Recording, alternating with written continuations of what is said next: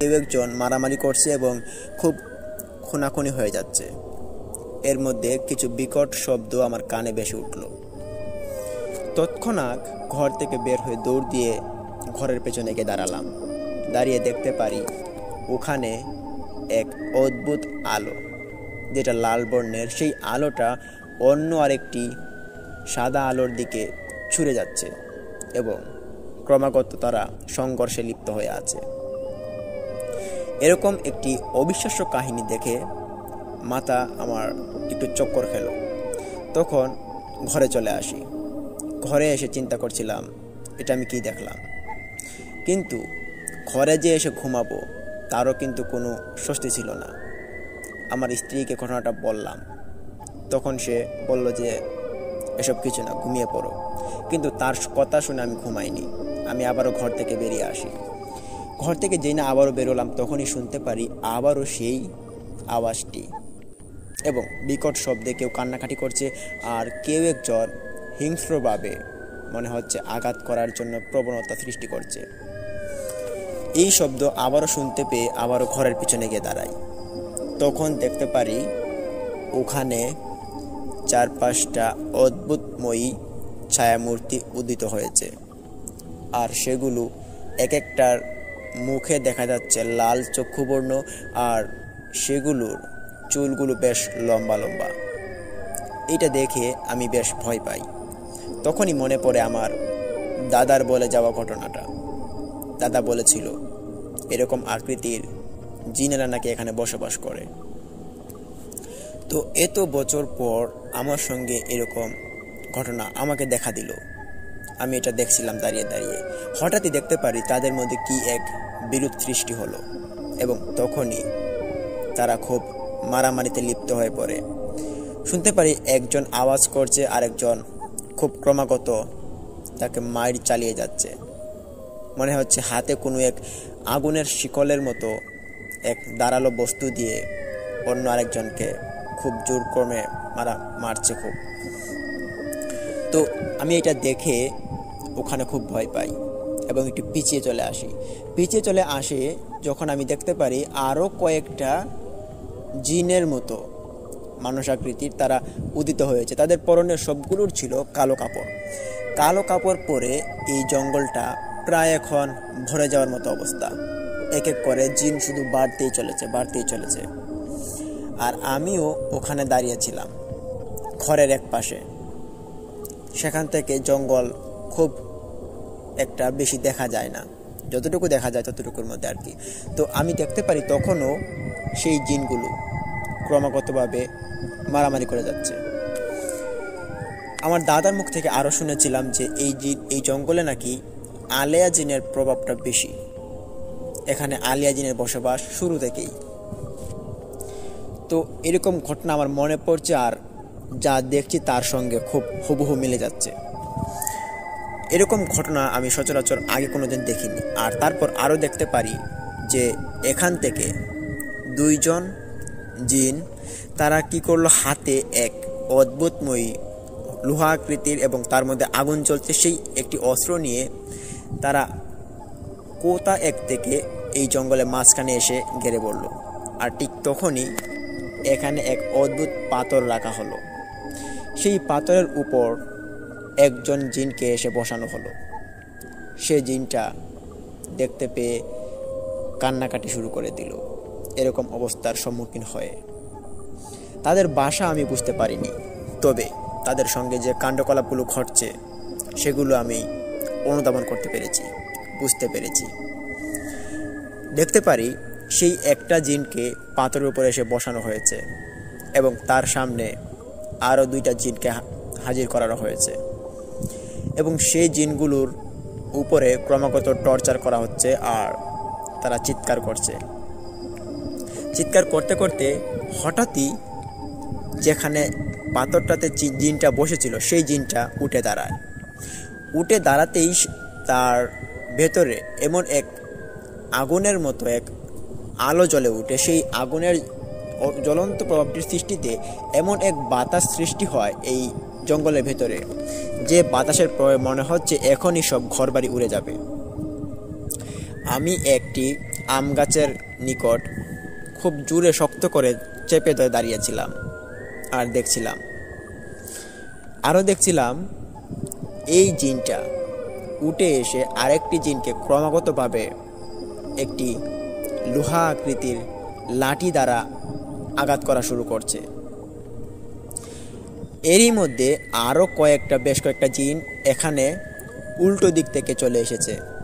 এটা দক্ষিণ দিক থেকে সাদা কাপড় পরিহিত কয়েকটা জিন দৌড়ে এসেই এই কালো কাপড় পরিহিত জিনগুলোর উপর ক্রমাগত কিছু কথা বলে ফেলল। কথাগুলো আমি বুঝতে পারিনি, অদ্ভুত কণ্ঠস্বরের কথা ছিল। আর কথার মধ্যে এমন এক ভাব ছিল, মনে হচ্ছে তারা খুব রাগান্বিত অবস্থায় কথা বলছে। তৎক্ষণাৎ দেখতে পারি একটি সাদা জিন এসে একটি কালো জিনের গলা চেপে ধরেছে এবং খুব রাগান্বিত অবস্থায় রাগ দেখাচ্ছে। তার পরপরই দুই একটা কালো জিন এই সাদা জিনের উপর গিয়ে অ্যাটাক করে। ঠিক তখনই দেখতে পারি সেই সাদা জিনওয়ালা পোশাক আকৃতির যে সাদা জিনগুলো ছিল, তাদের চুলগুলো ছিল সাদা এবং কালো জিনগুলোর চুলগুলো ছিল কালো। তারা সবাই মিলে একে অপরের সঙ্গে মারামারিতে লিপ্ত হয়ে পড়ে। এতটা মারামারি যা কখনো মানুষের মধ্যেও হয়নি। এক একটা মারামারির প্রভাবে এক একটা জিন তারা খুব জোর কম চিৎকার দিয়ে উঠছে। চিৎকারের আওয়াজটুকু আমার কানে এতটুকুভাবে পৌঁছালো যা আমার কানে সহ্য করার মতো ছিল না। এর পরবর্তীতে আমি দেখতে পারি আরও যে সাদা জিনগুলো ছিল তারা একে অপরকে কালো জিনগুলোকে হত্যা করে ফেলছে এবং এক একটা জিনকে কালো জিনগুলোকে দেখতে পারি মাটিতে লুটিয়ে পড়তে থাকা অবস্থায়। এক একটা জিন মাটিতে লুটিয়ে পড়ছে আর দেখতে পারি তার সঙ্গে এক একটা জিন খুব জোরে জোরে কান্না করছে। সেদিন পূর্ণিমার রাত ছিল, যাদের আলোতে খুব স্পষ্টভাবে দেখা যাচ্ছিল সেই সব কাণ্ড কাহিনী। দাদার মুখ থেকে শুনেছিলাম আরও যে এগুলো নাকি পূর্ণিমার রাতের বেলা বেশি উদিত হয়ে থাকে। তো রাত যতই গভীর হচ্ছে ততই আমি দেখছিলাম যে তাদের মারামারি জঙ্গলের একটু আবছা আলোতে সেই মারামারিটাকে খুব স্পষ্টভাবে দেখা যাচ্ছে। হঠাৎই দেখতে পারি কালো জিন অনেক কমে গিয়েছে, তাদের মধ্যে হয়তো আর 7-8 জন বাকি, আর সবাই মাটিতে লুটালুটি করছে। আর সাদা জিনগুলোর একটারও কিছু হয়নি। তখন সাদা জিনগুলো খুব ক্রমাগত রুগ্ধভাবে তারা কালো জিনের দিকে আবারও এগিয়ে আসে এবং এগিয়ে এসে তারা সাদা জিনের উপর কোনো রকমের প্রচেষ্টা চালাতে পারে না। আর সাদা জিনগুলো কালো জিনের উপর খুব বাজে রকমের হুমকি দিচ্ছে অদ্ভুতময়ী এক ভাষায়। তখন কালো পোশাক পরা জিনগুলো তারা তাদের সাথে হাতে থাকা যে লোহা আকৃতির লাঠিগুলো ছিল, যেগুলোর মধ্যে আগুনের মতো লুক্কা জ্বলছিল, সেই লাঠিগুলো তারা হাতে নিয়ে সাদা জিনের উপর একটা আঘাত করে। সেই সময় সাদা জিন একটা মাটিতে লুটিয়ে পড়ে আর তার সঙ্গে সঙ্গেই সেই সাদা জিনটা আর নাড়াচাড়া করে না। এইটা দেখে ওখানে থাকা যত সাদা জিন ছিল তারা সবাই ক্ষুব্ধ হয়ে সেই 7টা জিনের মধ্যে সব কয়টাকেই তারা মেরে ফেলার পরপরই দেখতে পারি সাদা জিনের মধ্যে এক কান্নার রোল সৃষ্টি হয়ে গেল।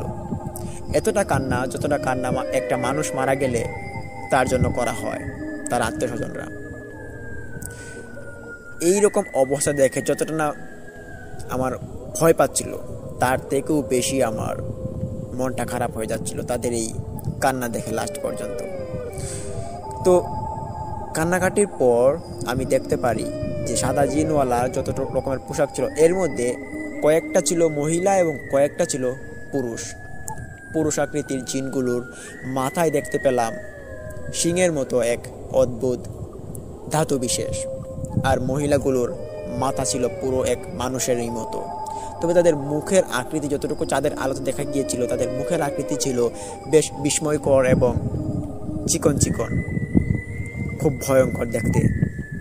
তো ওই জিনগুলো সেই পরে থাকা মৃত জিনটাকে সবাই দুজনে কাঁধে করে নেয় এবং এক একজন লাইনের মতো বেঁধে তারা হেঁটে হেঁটে চলে যাচ্ছে সেই দক্ষিণ পাশ দিয়েই, তারা যেদিক দিয়ে আসছিল।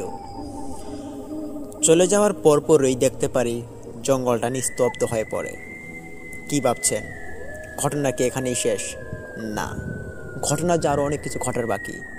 শুনতে থাকুন, অনেক কিছুই বুঝতে পারবেন।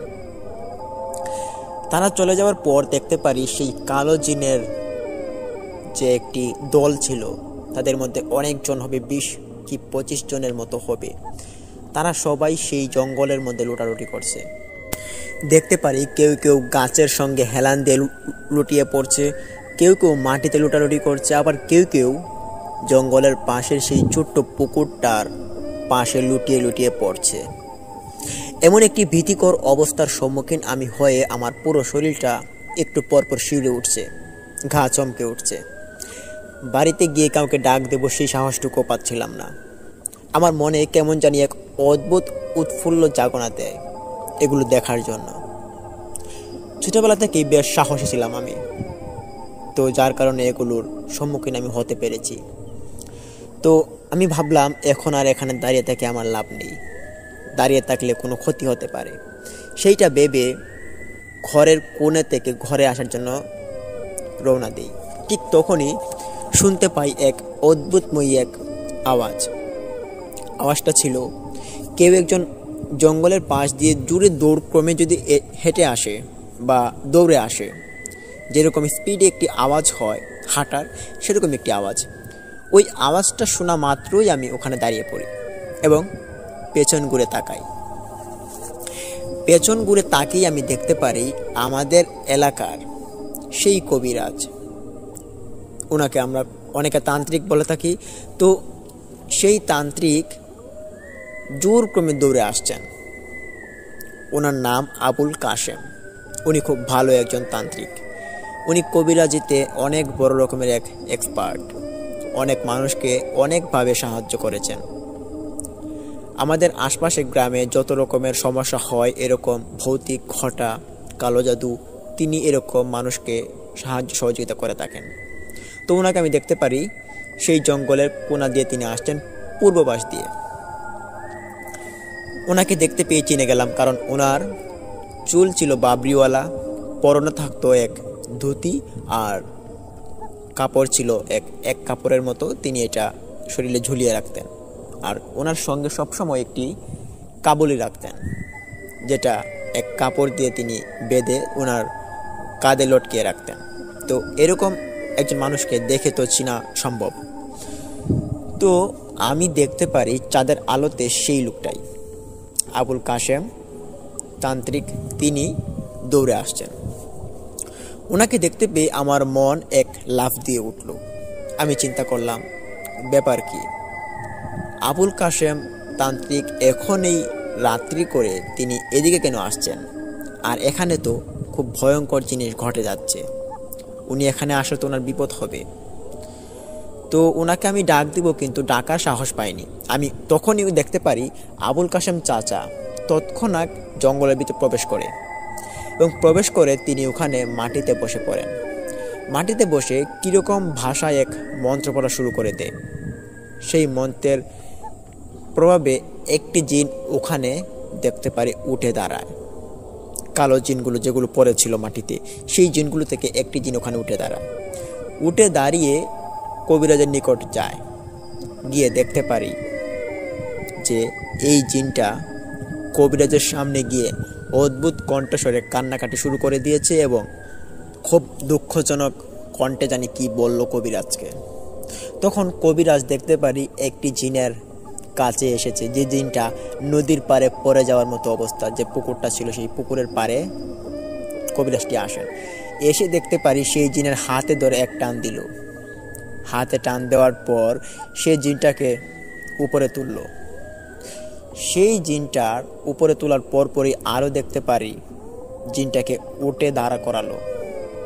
দাঁড় করানোর সঙ্গে সঙ্গে আমি দেখতে পারি সেই জিনটার মুখের আকৃতি বেশ ভয়ানক ছিল, লাল চক্ষুবর্ণ, এবং পরনের কালো কাপড়টা যেন এক অদ্ভুতময়ী, ভীতিকর। তখন আমি ওখানে একা একা নিস্তব্ধ হয়ে দাঁড়িয়ে দাঁড়িয়ে কাঁপছিলাম, আর তখন চিন্তা করছিলাম আবুল কাশেম কবিরাজের এতটা পাওয়ার কি করে হলো? সে জিনের সঙ্গে দেখা করতে চলে এসেছে।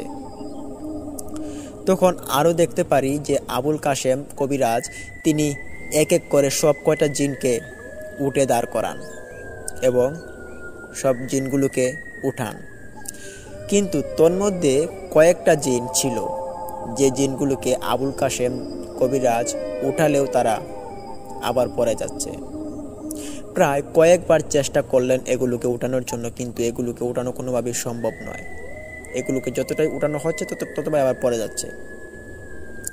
পড়ে যাওয়া দেখে আবুল কাশেম কবিরাজ তিনি এখানে আবারও একটি আগুন জ্বালিয়ে বসেন, প্রায় এটা যজ্ঞের মতো, যেটা আমরা অনেকেই চিনে থাকি।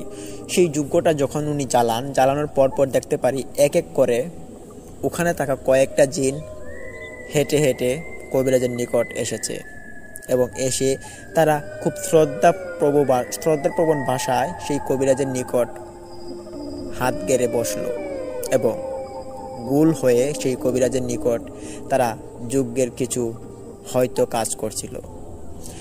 আর তখনই দেখতে পারি পিছনে যে ৬-৭টা জিন পড়েছিল তারা উঠতে পারছে না, তারা ওখানে পড়ে আছে। পরবর্তীতে সেই জিনগুলোকে দেখতে পারি উঠে দাঁড়ায় এবং তারা সেই আগের মতো স্বাভাবিক অবস্থা হয়ে গিয়েছে, তারা এখন আর দুর্বল নেই। তৎক্ষণাৎ সেই কালো জিনগুলোকে যেগুলো পড়েছিল মাটিতে তারা দুজন করে এক একটা জিনকে কাঁধে করে নেয় এবং দুজন করে একটা জিনের লাশে কাঁধে নিচ্ছে আর হেঁটে হেঁটে চলে যাচ্ছে তারা উত্তর পাশ দিয়ে যখন তারা চলে যাচ্ছে দেখতে পারি তখন তাদের এক অদ্ভুত কান্নার আওয়াজ শুনতে পারি, আমার কানে আসে। সেই কান্নার আওয়াজটা এতটা ক্রমাগত জোর ছিল আর এতটা ভয়ঙ্কর ছিল যেটা শুনে আমার ভয়ে আর শিহরণ যে ভীতিকর অবস্থা এটার বাকি থাকে না। তখন আম গাছের নিকট আমি শক্ত করে দাঁড়িয়ে থাকি। তখন আরও দেখতে পারি যে জিনগুলো এক এক করে সেই কবিরাজের নিকট হাত দিয়ে শ্রদ্ধা সহিত কিছু জানায় এবং এক এক করে সেই লাশগুলোকে কাঁধে নিচ্ছে আর এখান থেকে তারা বিদায় নিচ্ছে। আস্তে আস্তে দেখতে পারি খানিকক্ষণের মধ্যেই সেই জিনগুলো সেই পড়ে থাকা জিনগুলোকে নিয়ে এখান থেকে চলে গিয়েছে। তখন অনেক রাত হয়ে গিয়েছে আর তখনই দেখতে পারি সেই কবিরাজ এখানে যজ্ঞটা শেষ করে দেয় আর জঙ্গলের আশপাশে ঘোরাঘুরির চেষ্টা করে। তারপরে দেখতে পারি কবিরাজ কিছু এক বিশেষ যেটা তিনি মাটি থেকে কুড়িয়ে নিচ্ছিলেন হাতে এবং অনেকক্ষণ তিনি এই জঙ্গলের মধ্যে কুড়ালেন, তবে কি কুড়িয়েছেন সেটা আমি দেখিনি। অন্ধকার আলোতে দেখা যাচ্ছিল না যে তিনি কি কুড়াচ্ছেন। তিনি কুড়াতে অনেকক্ষণ প্রায় আধা ঘন্টার মতো তিনি কুড়ালেন মাটিতে এবং কুড়ানোর শেষ পর্যায়ে ওনার হাতটা দেখতে পারি কিছু একটা জিনিসে হয়তো ভরে গিয়েছে এবং তিনি সেটা ওনার কাবলেতে রেখে দেন। আর তখনই তিনি জোর গলায় কিছু এক মন্ত্র পড়েন। মন্ত্র শোনার সঙ্গে সঙ্গেই আমার স্ত্রী আর বাড়িতে থাকা কিছু লোকজন উঠে চলে আসে সেই কবিরাজের মন্ত্রের প্রভাবে। তো মন্ত্রের প্রভাবে যখন তারা চলে আসে আমার কাছে এসে দেখতে পারে আমি ওখানে দাঁড়িয়ে আছি আম গাছের নিকট, কাঁপছিলাম। আর তখন তারা জিজ্ঞেস করে যে কিরে কি হয়েছে, তখন কিছু বলতে পারি না তাদেরকে।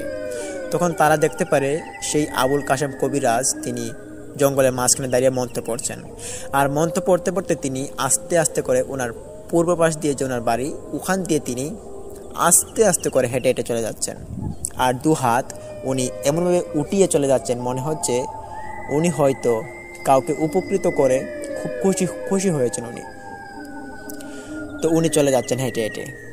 উনি চলে যাওয়ার পর আমার শরীর এতটা কাঁপতে শুরু করে যতটা কাঁপনি কোনো মানুষের স্বাভাবিক কোনো অবস্থিত হয় না। আমার কাঁপনিওয়ালা শরীরটাকে আমার পরিবারের লোকজন ধরে এবং ঘরে নিয়ে আসে। ঘরে নিয়ে এসে আমার মাথায় পানি ডালে, শরীরে পানি ডালে, কোনোভাবে কাঁপনি কমছে না। পুরোটা রাত চলে যায় কাঁপনিওয়ালা শরীর। পরদিন বিকেলবেলাও শরীর কাঁপছিল, কোনো রকমের কথা বলতে পারছি না। বিকেলবেলা আমার ভাই ওই আবুল কাশেম কবিরাজকে আবার খবর দেন। তখন আবুল কাশেম কবিরাজ আমার বাড়িতে আসেন। আবুল কাশেম কবিরাজকে দেখে আমার শরীর আরও কাঁপতে শুরু করে দেয়। রাতের ওনার কাহিনী দেখে মনে পড়ছে আর কাঁপছে। তো উনি আমাকে জিজ্ঞেস করে, কি হয়েছে তোমার? তখন আমি বলতে চাই কিন্তু বলতে পারছি না।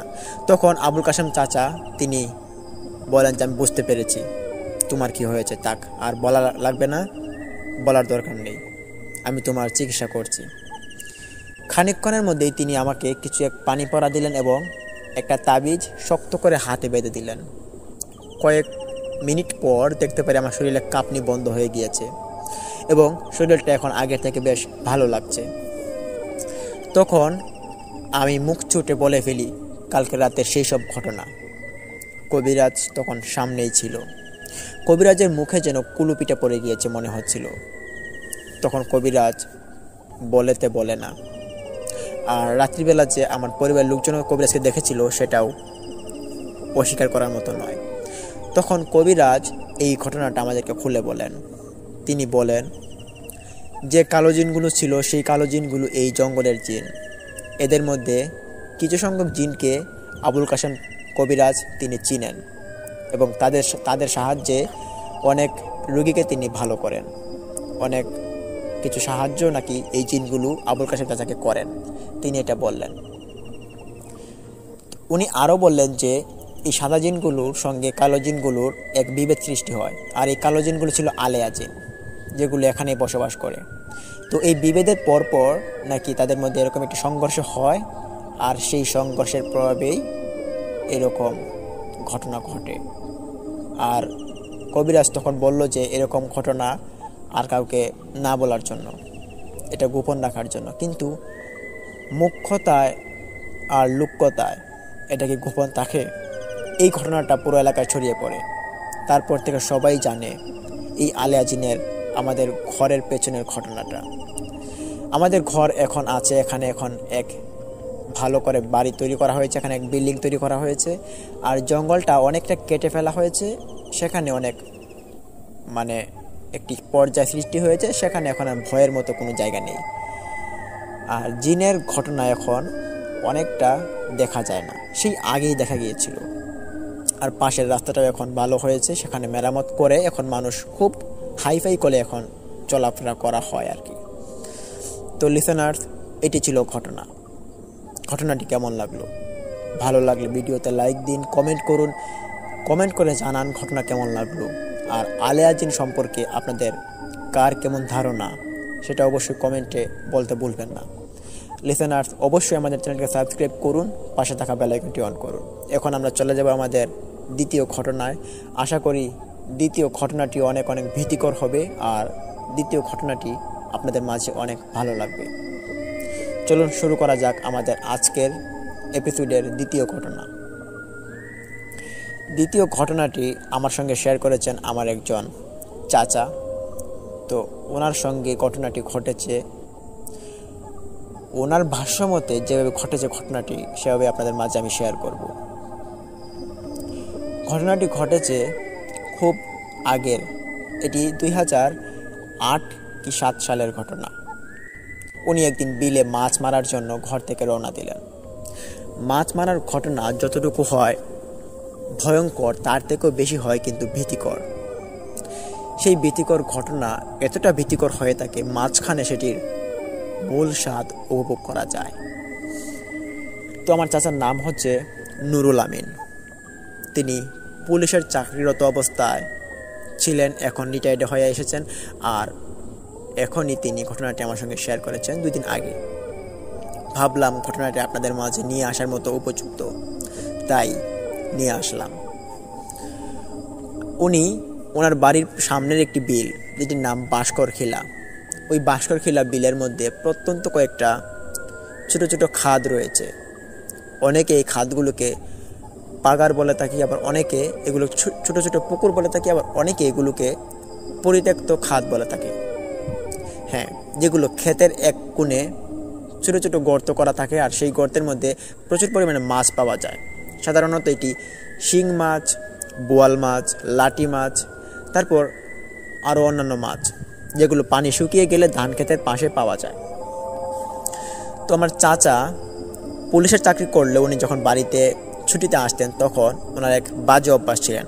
তো বাজে অভ্যাসটা ছিল ওনার ছোটোবেলা থেকেই উনি মাছ মারতে খুব পছন্দ করতেন। আর উনি মাছ মারার জন্য যখন ছুটিতে আসতেন তখন অনেক রকমের যন্ত্রপাতি কিনে নিয়ে আসতেন যখন চাকরি থেকে আসতেন। আর সেই দিন উনি এক কোচ কিনে নিয়ে আসেন। সাধারণত এটি গ্রামের ভাষায় কোচ বলা হয়ে থাকে, যেটা দিয়ে মাছ মারা হয়ে থাকে আর কি। আর এই কোচ দিয়ে কিন্তু সাধারণতভাবে রাতের বেলা মাছ শিকার করা হয়। লাইটের আলো আর হাতে একটি কোচ নিয়ে যদি পুকুর পাড়ে বা খাল পাড়ে বিল পাড়ে যাওয়া যায় তাহলে কম পানি, যেখানে আধা ফিটের নিচেও পানি রয়েছে, সেখানে অনেক রকমের মাছ থাকে রাত্রিবেলা, যেগুলো মাছ পাশে চলে আসে কানিতে। তো ওই মাছগুলোকে দেখা যায় লাইটের আলোতে, আর সেই কোচ দিয়ে সেগুলোকে শিকার করা যায় খুব সহজেই। তো আমার চাচা যখন পুলিশের চাকরি থেকে তিনি ছুটিতে আসলেন, আসার পর ওনার এক বন্ধুকে বললেন যে রাত্রিবেলা মাছ মারতে যাব, আমাকে এসে ডাক দিও। তো আমার চাচা সেদিন যেদিন আসছিল রাত্রিবেলা এসে সারাদিন ঘুমায়নি, না ঘুমিয়ে সারাটা দিনেই তিনি ঘোরাঘুরি করেছিলেন। এবং ঘোরাঘুরির পর সন্ধ্যার পর ওনার প্রচণ্ড ঘুম পায়, আর তিনি সন্ধ্যার পরই ঘুমিয়ে পড়েন।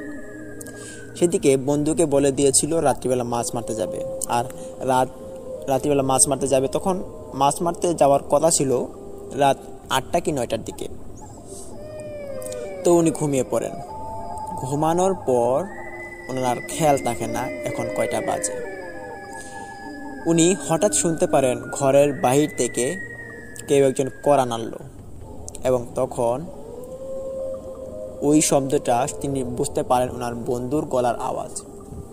নুরুল আমিন, ওঠো, মাছ মারতে যাবে না, উঠে আসো। তখন চাচা এই বন্ধুর কণ্ঠে আওয়াজটা শুনে বুঝতে পেরে গেছেন যে মাছ মারতে যেতে হবে। উনি লাফ দিয়ে বিছানা থেকে উঠে হাতে সরাসরি কোষটা নেয় এবং লাইটটা নিয়ে তিনি তৎক্ষণাৎ ঘর থেকে বেরিয়ে চলে আসেন। কাউকে আর উঠতে দেয়নি, কেউ যে জানবে সেরকম একটি অবস্থা তিনি রাখেননি। তিনি দৌড় দিয়ে চলে আসেন। ওনার মাছ মারার নেশাটা ছিল খুব প্রবণ। তো উনি যখন কোষটা হাতে নিয়ে লাইটটা নিয়ে বের হলেন তখন দেখতে পারেন ওনার ঘরের সামনে ওনার বন্ধু নেই। ওনার বন্ধু ওনার থেকে প্রায় আরও 20 ফিট সামনে দাঁড়িয়ে আছে আর বলছে যে আমি সামনে থাকি, তুমি পেছনে থাকো, হেঁটে আসো। তখন চাচা বন্ধু হিসেবে যখন তিনি বললেন যে কিরে, তুই তো আমার সঙ্গে থাকিস, আমি ছুটিতে আসলে আমার সঙ্গে থাকিস, তো আজকে এরকম কথা বলছিস কেন? আমার সঙ্গে একসঙ্গে যাই। বলে যে না, তুই থাক, আমি সামনে থাকি। তো আমার চাচা তিনি সিগারেট খেতেন। ঘর থেকে বের হয়ে তিনি একটা সিগারেট জ্বালালেন। তো সিগারেটের মধ্যে আগুন থাকে, তো সেই আগুনটা দেখেই হয়তো সে ভয় পাচ্ছিল। তো আমার চাচা হাতে কোষটা, হাতে লাইট জ্বালিয়ে আর অন্য হাতে সিগারেট নিয়ে উনি খেতে খেতে যাচ্ছিলেন। আর ওনার 20 ফিট সামনে ওনার বন্ধু ওনার পায়ের তালের সঙ্গে হেঁটে যাচ্ছেন। দূরত্ব কমও হচ্ছে না, বেশি হচ্ছে না, ঠিক একই দূরত্বে তারা দুজন হেঁটে যাচ্ছে বিলের দিকে। তো হাঁটতে হাঁটতে যখন বিলের ওই যে রাস্তাটা ছিল সেই রাস্তাটা পার হবে, সেই রাস্তাটা পার হওয়ার আগ মুহূর্তে ওনার বন্ধু ওনাকে হাতে ইশারা দিয়ে বলল যে নুরুল আমিন, দাঁড়াও, আমি এখানে একটু বসি, কেমন, তুমি এখান থেকে আসবা না। তো আমার চাচা দেখতে পারেন যে সেই ওনার বন্ধুটা রাস্তার এক পাশে গিয়ে বসলো। বসার পর কিছু একটা জিনিস সে করার পরপরই সে উঠে দাঁড়ালো এবং বলল যে এখন চলে আসো। আর ঠিক তখনই চাচা দেখতে পারেন যে তার কোমরে এক বিশেষ মাছ, যে ধরার পর একটা যন্ত্রতে মাছ রাখা হয়, এটাকে গ্রামের ভাষায় চুকরা বলা হয় তাকে, চুকরা। তারপর এই অনেক মানুষ অনেক কিছু বলে থাকে আর কি, এটাকে একটা বিশেষ। তো এই হাড়ি বিশেষ এটা কোমরে বাঁধা আর হাতে কোচ নিয়ে তিনি এগোচ্ছিলেন। তোমার চাচা বলছিলেন যে তোমার কোচের যে সুইগুলো মানে যে রডগুলো থাকে আর কি, এগুলো তো ছোটো কেন, দূর থেকে দেখা যাচ্ছে এগুলো খুব ছোটো। তখন সে দূর থেকেই বলছে যে এগুলো তুমি বুঝবে না, এগুলোকে ছোটো করে ফেলেছি, চলো যাই, মিলে যাই। তোমার চাচাও সেই বিষয়টাকে এতটা গুরুত্ব দেননি। তো রাত তো মধ্যরাতেই, আর চাচা মনে করছেন এদিকে হয়তো 9টা বাজে, হয়তো সবাই এখন মাত্র ঘুমিয়েছে। চাচার অনুমান তখন ঠিক এরকম ছিল। তো আমার চাচা হাঁটছিলেন সেইটার পাশে পেছনে পেছনে, হাঁটতে হাঁটতে তারা আস্তে আস্তে করে অনেকটা দূর চলে আসে বিলের সেই প্রান্তে, যেখানে শোনা যেত আগেকার মানুষেরা বলতো যে এখানে অনেক মানুষই নাকি মৃত্যুবরণ করেছে অনেকভাবে। এখানে মধু নামক এক ব্যক্তি, যেটা এই ভাস্করখিলা বিলের পাশেই বাড়ি ছিল, সে এখানে ফাঁসি নিয়ে আত্মহত্যা করেছিল। তার আত্মহত্যাতে এখানে অনেক বড় একটি জোয়ার তৈরি হয়েছিল, সেটি আমাদের এই গ্রামের কেই বা না জানে। তো আমার চাচা যখন ওই গাছের নিকট আসে তখন ওনার শরীর একটা শিউরে উঠে, একটা জ্বালা দিয়ে উঠলো। তখন ওনার বন্ধুকে বললো যে কিরে, তুই এখন দাঁড়াস না কেন, চলো এখন একসঙ্গে যাই। তখন ওনার বন্ধু সামনে থেকে দাঁড়িয়ে দেখছিলেন যে ওনার হাতের সিগারেটটা শেষ হয়ে গিয়েছে, তিনি সেটা ফেলে দিয়েছেন। তখন সে দাঁড়িয়ে বলল, চাচা ঠিক আছে, তাড়াতাড়ি চলে আসো। তখন চাচা বলে যে কিরে, তুই না আমাকে তুই করে বলতি, হঠাৎ তুমি কেন? কারণ কি? বলে যে না, বললে সমস্যা কি, তুমি করে বললে কি কোনো সমস্যা? বলছে না, সমস্যা নেই। তো চাচা এই বিষয়টাকেও এতটা গুরুত্ব দেননি, তিনি হাঁটছিলেন ওনার বন্ধুর সঙ্গে। তো ওনার বন্ধুরূপী সেই অবয়বটির সঙ্গে হাঁটছিলেন আর কি।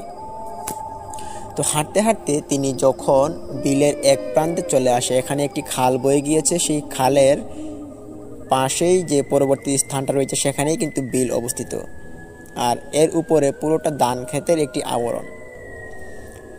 উনি যখন খাল পাড় দিয়ে হেঁটে হেঁটে যাচ্ছিলেন খালের মুখ পর্যন্ত, মানে খালের যে শেষ সীমানাটা ছিল সেই সীমানা পর্যন্ত যখন ওনারা পৌঁছায়, তখন ওনার বন্ধু বলল যে দেখ বন্ধু, ওই যে সামনে একটি ছোট গর্ত আছে, মানে এটাকে ছোট একটি পাগার বলে আর কি গ্রাম্য ভাষায়।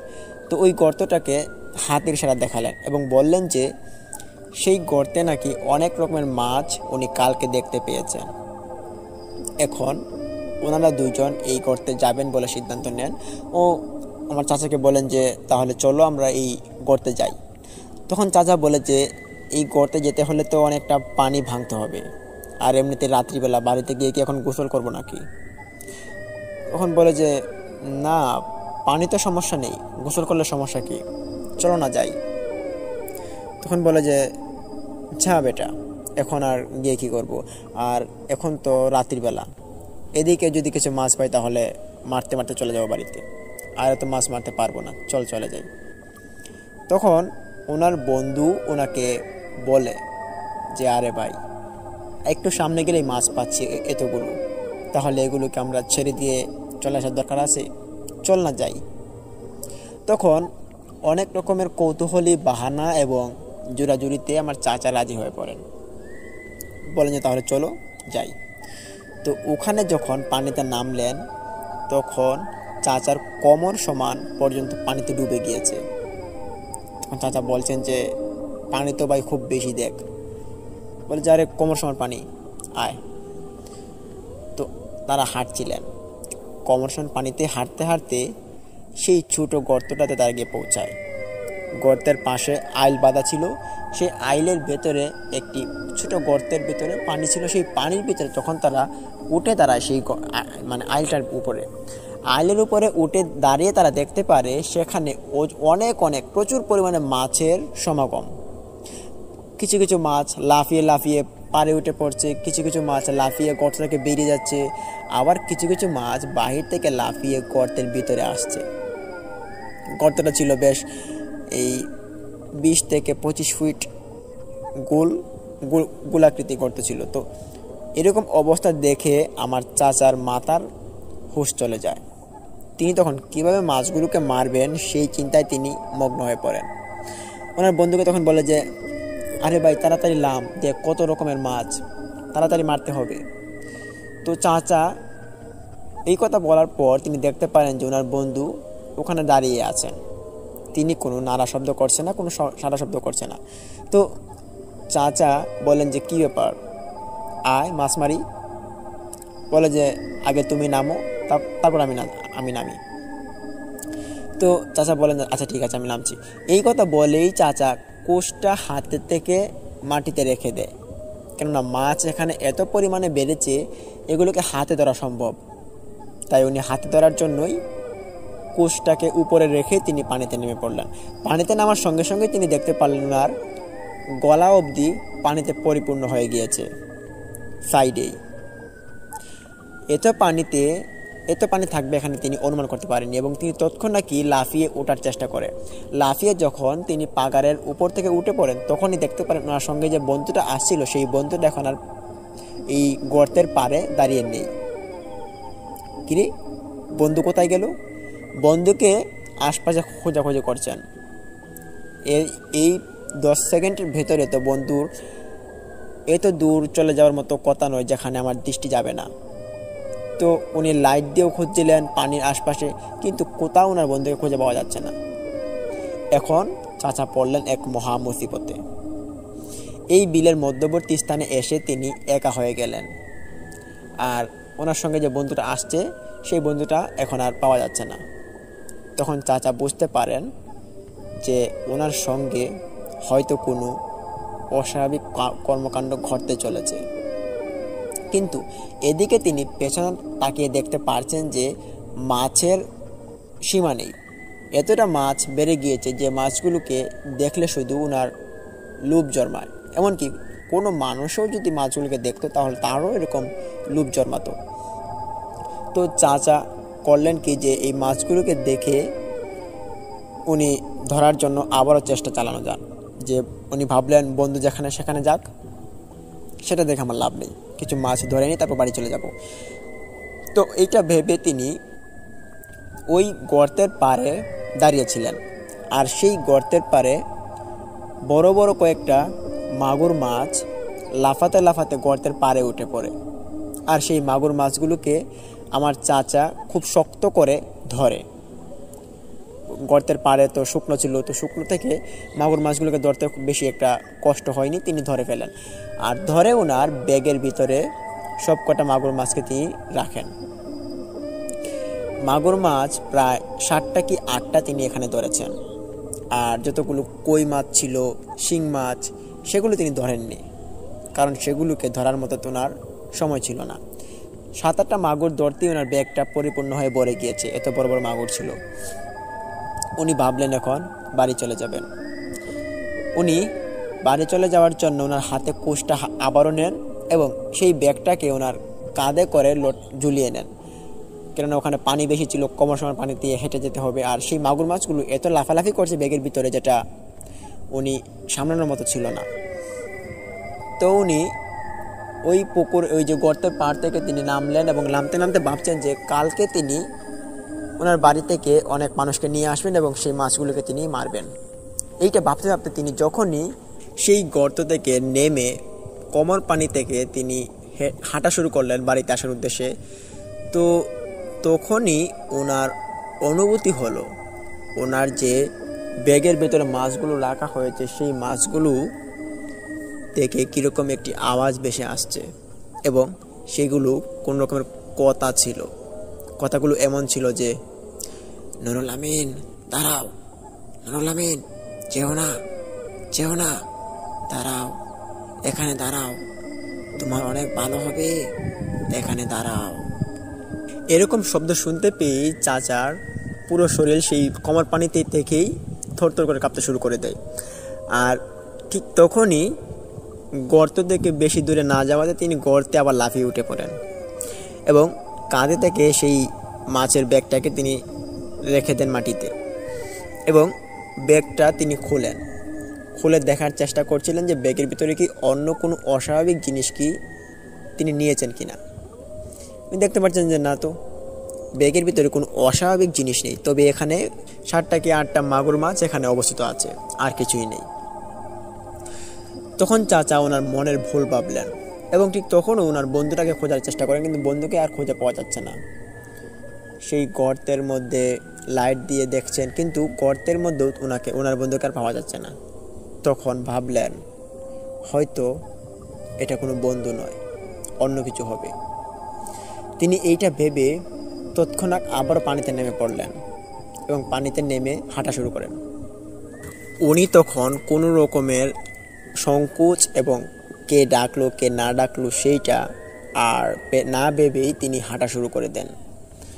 যদিও উনি শুনতে পেরেছেন যে ওনাকে আবারও সেই আগের মতো কেউ একজন ফিস ফিস করে ডাকছে, তিনি এটাকে আর পাত্তা দেননি।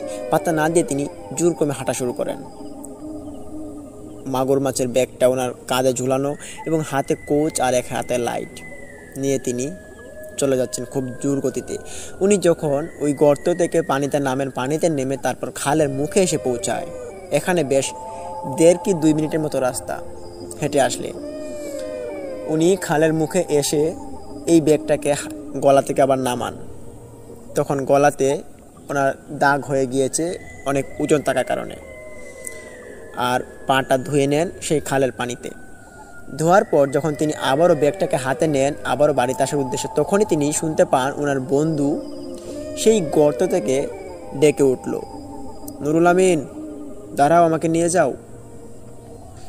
এক ডাকে তিনি আবার দাঁড়িয়ে পড়লেন এবং দাঁড়িয়ে তিনি বলছেন যে, কিরে তুই এখনো এখানে? আয়, বাড়ি যাবি না? আর তুই এতক্ষণ কই ছিলি? তুই তো আমাকে ভয় পেয়ে দিচ্ছিলি, এতক্ষণ কোথায় ছিলি তুই? বলে যে, আরে ভাই, আমার মাথাটা ঘুরে গিয়েছিল, আমি তো পাশেই পড়েছিলাম, তাড়াতাড়ি আয়, আমাকে নিয়ে যা। তখন চাচা বলে যে, তুই মাথা ঘুরিয়ে পড়ে গিয়েছিলি আর আমি দেখিনি? কোন পাশে পড়েছিলি? বলে যে, ওই যে অপর পাশে। তখন বলে যে, এটা হলে তো হতেও পারে, কেননা আমি তো অন্য পাশে তাকাইনি। তখন চাচা ওনার বন্ধুকে নিয়ে আসার জন্য তিনি আবারও সেই ব্যাগটাকে খালের মুখে রেখেই তিনি রওনা দেন ওই গর্তের দিকে আবারও। তখন এই 1-2 মিনিটের রাস্তা দূরবর্তী স্থানের মধ্যে যতটুকু ডাকাডাকি করে আর কি কথাবার্তা বলা যায়, ঠিক ততটুকু ডাকাডাকি করে তারা কথাবার্তা বলছিলেন। তো কথা বলতে বলতে তারা যখন একে অপরের সংঘর্ষের দিকে এগিয়ে মিলিত হচ্ছিলেন, মানে এখন আর 3-4 ফিট জায়গা বাকি, এখনই চাচা গিয়ে সেই গর্তের পাড়ে উঠবেন। সেই গর্তের পাড়ে ওঠার সঙ্গে সঙ্গেই তিনি দেখতে পারলেন যে গর্তের ভেতরে তিনি একটু আগে দেখতে পারছিলেন যে মাছের সীমা নেই, সেখানে এখন একটা মাছও নেই। মাছগুলো কোথায় গেল জিজ্ঞেস করলেন ওনার বন্ধুকে। বলে যে, মাছ কোথায় গেল আমি তো বলতে পারলাম না, চলো এখন আমরা বাড়ি চলে যাই। তো বলে যে, আচ্ছা ঠিক আছে চলো, আমার মাছ 7-8টা কি মাগুর মেরেছিলাম, সেই মাছগুলো ওখানে রেখে আসছি। এই কথা বলে তারা দুইজন পানিতে নামে। পানিতে নামার সঙ্গে সঙ্গেই চাচা কথা বলছিলেন 10-15 সেকেন্ড। এরপরেই তিনি দেখতে পারেন যে ওনার সঙ্গে বন্ধুটা কোনো কথা বলছে না, যেটা ওনার পেছনে ছিল। সেই বন্ধুটাকে তিনি কথা বলতে না দেখে উনি এক অবাক হলেন এবং পিছনে তাকালেন। পিছনে তাকিয়ে তিনি দেখতে পারেন যে ওনার বন্ধুটা আর নেই। বন্ধুকে দেখতে না পেয়ে আবার 3-4টা ডাক দিলেন, কিন্তু বন্ধু কোনো রকম শব্দ করলো না। তখন তিনি আবারও হাঁটা শুরু করলেন বাড়ির দিকে। তিনি তখন আর বুঝতে বাকি ছিল না যে এটা তার কোনো বন্ধু নয়, এটা আসলে তিনি প্রথমে যেটা ভেবেছিলেন ঠিক সেটাই, কোনো অবয়ব বা কোনো পিশাচ হবে। তখন চাচা হাঁটা শুরু করেন। হাঁটতে হাঁটতে এক পর্যায়ে চাচার পা এত জোরে আটকে গেল যেটা উনি ছুটাতে পারছেন না। উনি তখন ওনার পাকে ছুটানোর জন্য বিভিন্নভাবে চেষ্টা করছেন, কিন্তু পাকে ছুটানোর মতো কোনো শক্তি তিনি পাচ্ছেন না। এদিকে হাতের যে লাইট ছিল, সেই লাইটটা শুধু হাতে ছিল, আর কোচ ছিল, আর কোচ আর মাছ তো উনি পাড়ি রেখে চলে আসছিলেন, আর লাইট হাতে নিয়ে তিনি জোরাজুরি করছিলেন সেই পাটাকে ছুটানোর জন্য। এই কমসমান পানির মধ্যে পা ছুটানো একটা বেহাল দায় হয়ে পড়ে। তো তো পা ছুটাতে না পেরে তিনি এখানে বেশ কৌতূহলবশত চিৎকার শুরু করে দেন। আর ঠিক তখনই দেখতে পারেন যে ওই পাশ থেকে এক লাইটের আলো আসছে, যে লাইটের আলোটা মনে হচ্ছে চাচার দিকে এগিয়ে আসছে খুব দূরবর্তী স্থানে। আর চাচা তখন এখানে দাঁড়িয়ে দাঁড়িয়ে চিৎকার করছে যে কেউ থাকলে আমাকে বাঁচাও, আমাকে বাঁচাও। তখন এই লাইটওয়ালা নৌকার যে লোকটা ছিল সেই লোকটা চাচার নিকট এগিয়ে আসছে। তো চাচা দেখেই বুঝতে পারছিলেন যে রাত্রিবেলা, যে রাতের শেষ প্রহরে যখন ফজরের আগে কিছু সংখ্যক লোক এই বিলে বের হয়, কারেন্টের নামক একটি জাল আছে, যে জালটা মানুষ পানিতে পাতে তো সকালবেলা এসে তুলে আর বাজারে নিয়ে যায়। তো বাজারে নিয়ে যাওয়ার জন্য তারা ফজরের আগে এখানে আসতে হয়, আর ফজরের আগে মাছগুলো তুলেই কিন্তু তারা বাড়িতে নিয়ে যায় আর সেখান থেকে বাজারে। তো চাচা দেখে বুঝতে পারছেন যে হয়তো এখন ফজরের আজান দেবে। তিনি তখন অনুমানও করতে পারছেন না যে এখন কি ফজরের টাইম নাকি রাত 8টা বাজে। তো রাত 8টা বাজলে এখানে অনেক মানুষ থাকার কথা, কিন্তু এখানে অনেক মানুষও নেই। তো চাচা এই লোকটাকে দেখে আরও ক্রমাগত জোর কমে চিৎকার করতে থাকেন। আর ঠিক তখনই চাচা দেখতে পারেন যে ওনার কমর সমান পানি থেকে ওনার পুরো শরীরটা গলা অবধি ডুবে গিয়েছে পানির নিচে। এখন শুধু মুখ আর নাকটুকু বেশে আছে। এখন মনে হয় সব কিছু শেষ, উনি হয়তো আর বাঁচবেন না। ওনার এমন একটি অনুভূতি ফিল হলো। ঠিক তখনই ফজরের আজান পড়ল, উনি শুনতে পান নিজ কানে। আর ঠিক তখনই আকাশের দিকে তাকিয়ে উনি নিঃশব্দ কণ্ঠস্বরে শেষ নিঃশ্বাস ত্যাগ করবেন এমন একটি অবস্থার মতো তিনি একটি বাহানা, একটি আকুতি করেন। আর ঠিক তখনই উনি অনুভূতি করতে পারেন যে ওনার তলা থেকে যে টান দিয়েছিল যে লোকটা আর কি, যে শক্তিটা ওনাকে টান দিয়েছিল, অদৃশ্য শক্তিটা, সেই টানটুকু এখন আর নেই, এটা এখন চলে গিয়েছে। এখন মনে হচ্ছে যদি পাটাকে উঠানোর চেষ্টা করা যায় তাহলে পাটা এখন উঠে আসবে, কিন্তু কোমর অবধি মাটির নিচে চলে গিয়েছে, মানে এটা লুদ নরম মাটি, সেই মাটির নিচে চলে গিয়েছে। এখন এখান থেকে তিনি কীভাবে বের করবেন? আর ঠিক তখনই সেই নৌকাওয়ালা লোকটাও চাচার সামনে এসে হাজির। এসে মুখটা দেখেই চিনতে পারলেন যে ওনার এক বন্ধু নুরুল আমিন। দেখতে পেয়ে বললেন যে নুরুল আমিন, তুমি এখানে কেন? তখন তিনি কোনো কথা বলতে পারছেন না। উনি কোনো রকমের আর কথা জিজ্ঞেস না করে নৌকাটাকে ওনার কাছে নেন এবং ওনার তো শুধু মাথাটা বেরিয়েছিল পানির উপরে, মাথার যে তলার মানে মুখের তলে যে একটা বাস থাকে সেখানে ধরে তিনি টানতে শুরু করলেন এবং অনেকক্ষণ টানাটানি করার পর ওনাকে তোলা হয়। যদি উনি পুলিশ ছিলেন, ওনার শরীরটা ছিল খুব বিশাল আকৃতির, তো ওনাকে খুব কষ্ট করে সেই লোকটা তোলার পর চাচাকে নৌকাতে বসায়। চাচা নিজের শক্তিতে উঠে কিছুটা ওঠার পর চাচাকে জিজ্ঞেস করে, কি হলো, তুমি এখানে কেন? আর এত রাতে তুমি এখানে ডুবে আছো কেন? ফজরের আজান দিচ্ছে, এত রাত করে কেউ কি মাছ মারতে বের হয়? তখন চাচা কিছু বলতে পারছে না। তখন চাচাকে খাল পাড়ের নিকট নিয়ে আসে, এসে ওনাকে নামিয়ে বলে যে কি হয়েছে তোমার সঙ্গে? তখন চাচা সব ঘটনা খুলে বলে। তখন সেই লোকটা বলে, যাক নুরুল আমিন, তুমি খুব জোর বাঁচা বেঁচে গিয়েছ, তোমার একটুর জন্য মৃত্যু হতে পারতো। এই বিলে বছরে বছরে এক দুটা মানুষ এর মৃত্যু হয়ই যে কোনো উপায়ে, আজকে হয়তো তোমার মৃত্যুটা হয়ে যেত। যাক, তুমি আজকে বেঁচে গিয়েছো, আর এত রাত করে মাছ মারতে এসো না। তখন আমার চাচা বলেন, ঠিক আছে, আমার এই ব্যাগের ভিতরে হয়তো মাছ আছে, দেখো 7-8টা মাগুর হবে। তখন সেই লোকটা বলে, কি 7-8টা মাগুর মেরেছো? তখন লোকটা অবিশ্বাস্য মনে হলো, কারণ এই বিলের মধ্যে এখন এরকম মাছ না থাকার কথা। তো গিয়ে দেখতে পারে যে ব্যাগের ভিতরে 7-8টা মাটির চাকা, যে মাটির চাকাগুলো ব্যাগের ভিতরে রাখা ছিল, আর কোনো রকম মাছ নেই। তো উনি গিয়ে দেখতে পেয়ে হাসলেন এবং হেসে বললেন যে নুরুল আমিন, তোমার ব্যাগে তো মাটির চাকা রাখা বড় বড়, এগুলো তো মাগুর নয়।